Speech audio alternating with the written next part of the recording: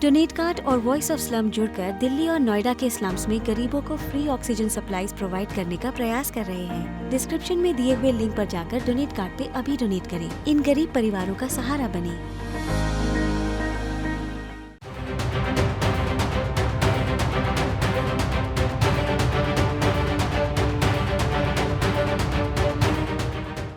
चीन के कारनामे, कांड, कारगुजारियां, कुकृत्य जग जाहिर हैं और वो कुछ ऐसे जग जाहिर हैं कि सिर्फ उसकी बेइज्जती की वजह बन सकते हैं। लेकिन फिर वही बात कि ये चीन है जिसे ना तो अपनी बेइज्जती से डर लगता है, ना ही किसी देश के बहिष्कार से। तभी तो अपने किसी भी रवैये में बदलाव की वो कोशिश नहीं करता और ना ही अपनी गलतियों पर ध्यान देता है, जिसका परिणाम ये है कि ना सिर्फ इसके पड़ोसी देश बल्कि इससे दूर स्थित कई देशों में इसके कामों का भरपूर विरोध हो रहा है।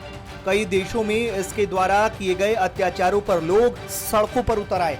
नया मामला यूरोपियन देश हंगरी का है, जिसने अब चीन के अत्याचारों के खिलाफ मोर्चा खोला है।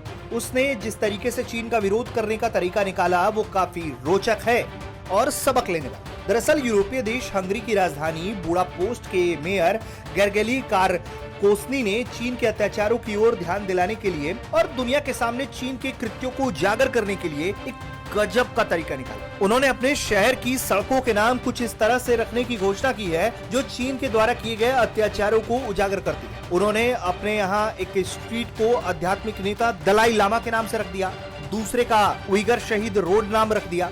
ये लोगों का उइगर मुस्लिमों को नरसंहार याद दिलाता रहेगा। वहीं तीसरी सड़क हांगकांग में चीन की दादागिरी को याद दिलाएगी, जहां विशेष कानून लाकर लोगों की स्वतंत्रता समाप्त की जा रही है। उस सड़क का नाम फ्री हांगकांग रोड रखा जाएगा। तो चौथी सड़क चीन में जेल भेजे गए कैथोलिक बिशप के नाम पर होगी, जिससे ईसाइयों पर किए गए अत्याचारों को जनता याद रखे। हंगरी की राजधानी बुडापेस्ट में ये नाम उन सड़कों के रखे जाएंगे जो चीन द्वारा खोली जा रही फुदान यूनिवर्सिटी के आसपास है।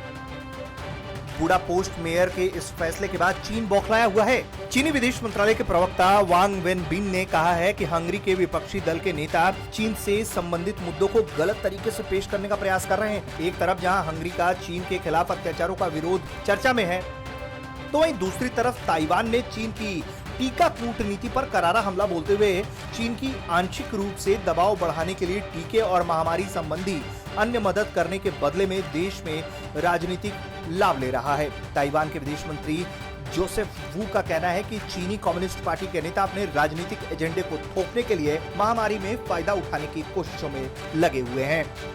ब्यूरो रिपोर्ट, भारत तक।